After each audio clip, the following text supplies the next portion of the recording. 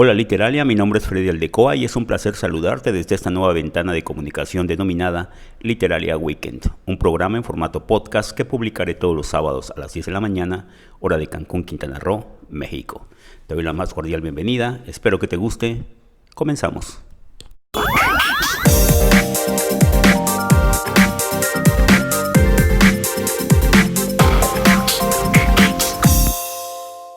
Como comenté desde el inicio de año, Literaria Weekend es un nuevo programa, el primero en formato podcast, estructurado en 3 secciones diferentes.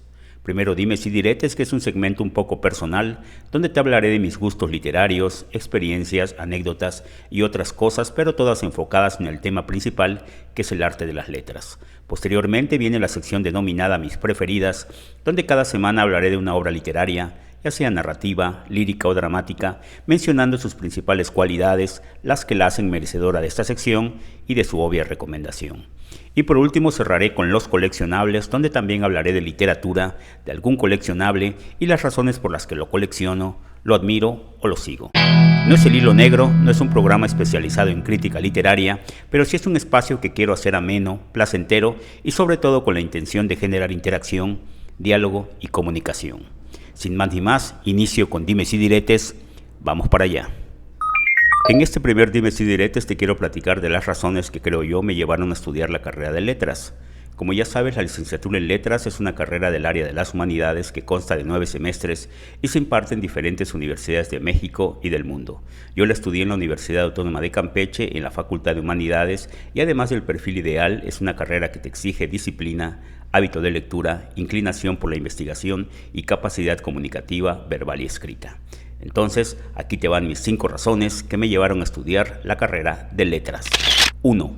Libros, libros y más libros. Yo desde siempre vi libros en mi casa. Crecí entre libros porque mi papá y mi mamá eran lectores de bestsellers.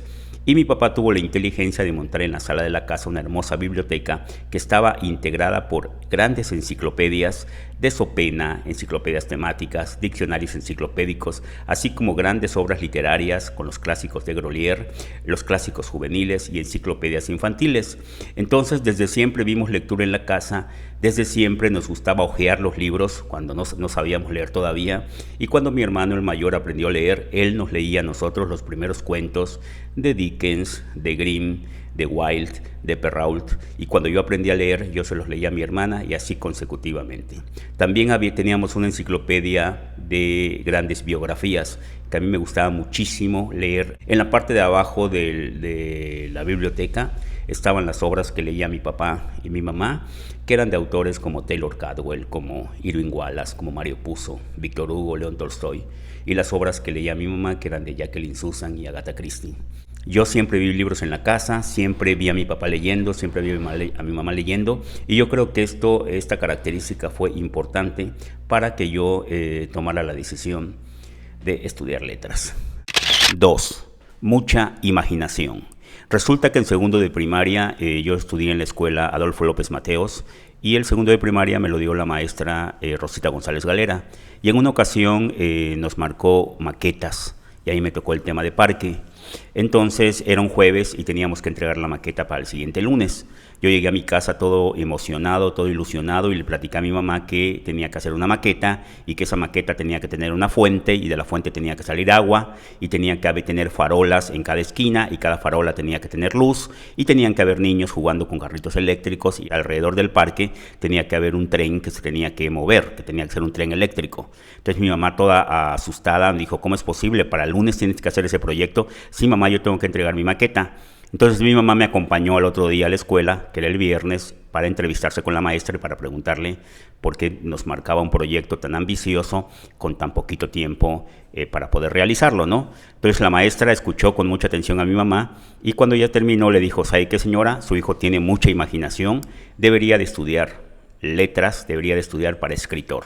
Entonces esta experiencia pues también fue importante porque mi mamá la relata cada que tiene oportunidad, cuenta la anécdota de este segundo de primaria. Marcaron una maqueta y que yo tenía mucha imaginación. Esa fue mi segunda razón, mucha imaginación. 3. habilidad para escribir y la incursión en el teatro.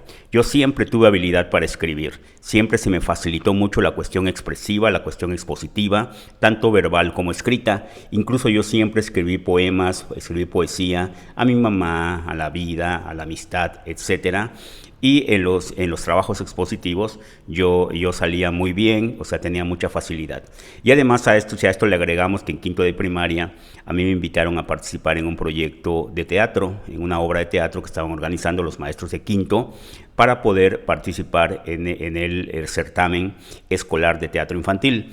Entonces yo hice mi casting y me quedé con el papel, uno de los papeles principales, y resulta que esa obra ganó el concurso escolar, o sea, ganó en la escuela. Después nos fuimos al concurso de zona y ganó el concurso de zona. Después nos fuimos al estatal, ganamos el estatal, y de allá nos fuimos al nacional, y en el nacional quedamos en tercer lugar y obtuvimos premio a la mejor dirección. Esta fue una hermosa experiencia porque la obra se titulaba Regalo de Reyes, y tuvimos la oportunidad de representar la obra en el Festival del Día del Niño que organizó el DIF en el bosque de Chapultepec. Iba dirigido para todos los niños de la Ciudad de México. Fue hermosa experiencia, recibí un reconocimiento de manos de la presidenta nacional del DIF, Carmen Romano de López Portillo, y pues obviamente eso me acercó al teatro, me acercó a la literatura, y creo yo enfocó un poquito mi perfil universitario. 4. Mi cuarta razón es mi primera lectura en serio. Resulta que en sexto de primaria, yo jugando fútbol, tuve un accidente y me esguincé un tobillo. Entonces me tuvieron que entablillar, me pusieron yeso, y durante 10 días yo no pude ir a la escuela. O sea que estuve 2 semanas sin asistir a la escuela, y lo que hacía mi mamá es que en la mañana, cuando levantaba a mis hermanos para llevarlos a la escuela, a mí me vestía y me sentaba en la sala de mi casa. Ella se iba a llevar a mis hermanos a hacer sus compras para preparar la comida, y yo estaba 5 horas sentado en la sala de mi casa frente al enorme librero, y pues tenía la oportunidad de hacer lecturas, de revisar diccionarios enciclopédicos, de ver imágenes, de leer biografías. Y un día, aburrido de todo lo de arriba, porque pues prácticamente ya lo dominaba según yo, me puse a revisar entre las novelas que leía mi mamá y mi papá, a leer la sinopsis, a ver cuál me llamaba la atención. Y así, leyendo sinopsis de diferentes novelas, llegué al Padrino de Mario Puzo, leí la sinopsis, me llamó la atención, me puse a leer una enorme novela de casi 1000 páginas y quedé enganchadísimo con la historia, a tal grado que me la acabé en casi un mes leyendo esa novela a todas horas, y cuando terminé de leer la novela suspiré y dije, yo quiero ser escritor. Esa fue una de las razones, creo yo, también importante, que además de que me acercó a la literatura, me acercó a la lectura, me impulsó y me motivó para empezar a escribir narrativa. 5. Mi quinta razón fue mi primer trabajo en una biblioteca. Resulta que en segundo de preparatoria, como yo reprobé la escuela porque matemáticas siempre fue mi coco, pues me castigaron mis papás y me metieron a trabajar en todo el tiempo en el que yo no iba a estudiar. Mi mamá me consiguió el trabajo en una biblioteca pública que se llamaba la Casa del Libro, que estaba alojada en un hermoso edificio colonial ubicado en la calle 12, número 156, entre calles 59 y 57 de la ciudad de Campeche. Yo trabajé prácticamente allá un año en el horario de 9 de la mañana a 3 de la tarde, y estuve en contacto tanto con venta de libros como con el área de biblioteca, en el que había salas de lectura, en el que había préstamos a domicilios, en las que había eventos públicos como tertulias, como presentaciones de libros, conferencias y una gran cantidad de actividades literarias, artísticas, intelectuales a las que yo no estaba acostumbrado. Entonces me empezó a gustar a ir este tipo de actividades, además de que tramité mi credencial de socio para hacer préstamos a domicilio. Con esa credencial tú podías prestar novelas, te las llevabas a tu casa durante una semana, y cuando las regresabas te prestaban otras novelas. Eso también me motivó no solo a la lectura, sino también a empezar a armar mi propia biblioteca, ya que empecé yo a comprar obras literarias para armar mi propia biblioteca. Fue importantísimo mi primer trabajo en una biblioteca porque de una u otra forma terminó de definir mi perfil profesional. Si a estos 5 hechos que sucedieron en mi vida durante los primeros 18 o 19 años, le agregamos que al presentar mi examen de vocación profesional salió que yo era apto para la comunicación verbal y escrita y para la ubicación espacio-temporal, además de ser metodológico, ordenado y muy estructurado, la recomendación era estudiar cualquiera de las siguientes carreras: diseño gráfico porque además era hábil con las manos, comunicaciones para ser periodista o letras para ser escritor. Diseño no la pude estudiar porque la única universidad que le impartía en ese entonces era la UDLA en Puebla, comunicaciones no era de mi interés y literatura pues la facultad era de reciente creación y sí me interesaba. Fui, presenté mi examen de admisión, lo pasé sin ningún problema y así me involucré con lecturas, análisis, interpretaciones, exposiciones y un mundanal de ejercicios de creación y redacción. Si tú estudiaste alguna carrera universitaria y te acuerdas de las razones que te impulsaron a hacerlo y quieres compartirlas con Literaria, adelante, esta es tu oportunidad, me gustaría leerte.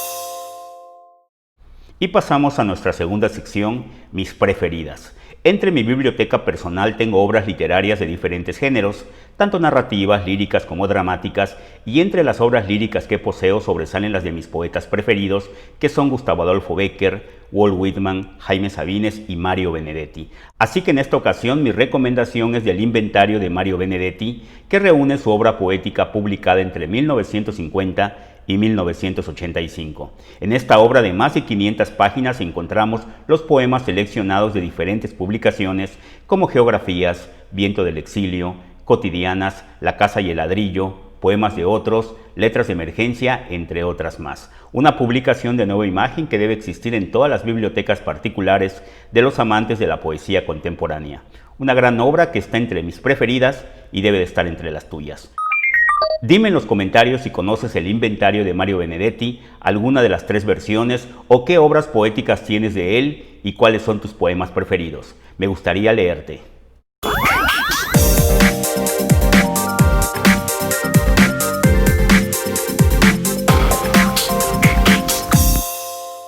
Y para cerrar este primer episodio de Literaria Weekend me voy con los coleccionables, en la que te platicaré de algo verdaderamente de colección. Mi pregunta es la siguiente: ¿tienes algún personaje histórico preferido? Piensa, algún personaje histórico que admires por su personalidad, por su vida o por su legado. Yo sí, y mi personaje histórico preferido es Alejandro Magno, el rey macedonio que nació en 556 a.C. y a los 20 años heredó el trono de su padre. Resulta que Alejandro Magno fue hijo del rey Filipo de Macedonia y Olimpia, princesa de Epiro. Fue educado por el propio Aristóteles y logró unificar el imperio más grande de su época, que incluía Macedonia, Grecia, Persia, Babilonia, Egipto y parte de la India. Llevó la cultura occidental a Medio Oriente y fundó una gran cantidad de Alejandrías, la más importante en Egipto, que fue el centro cultural más trascendente de la antigüedad.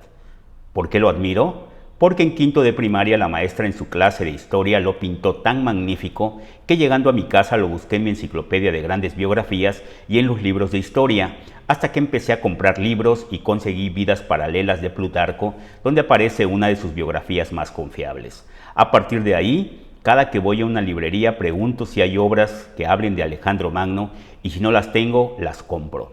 Tengo una gran cantidad de biografías, las obras de Marie Renault que incluyen la biografía y 2 novelas, Fuego en el Paraíso, que narra su vida desde su nacimiento hasta los 18 años, y El muchacho persa, que cuenta su vida desde los 18 años hasta su muerte.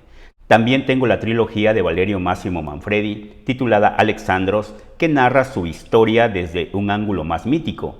De la misma forma tengo sus documentales de History Channel y las películas que han hecho de su vida, la de Robert Rosen en 1955 y la de Oliver Stone en 2004.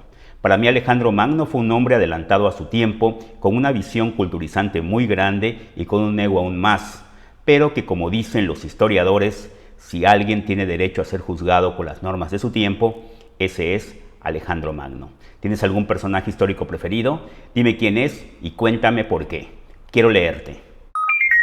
Agradezco mucho tu atención, este es el primer Literaria Weekend y si cuento con tu apoyo prometo mejorarlo y hacerlo cada vez más agradable. Gracias por escucharme, nos vemos el próximo fin de semana en otro Literaria Weekend.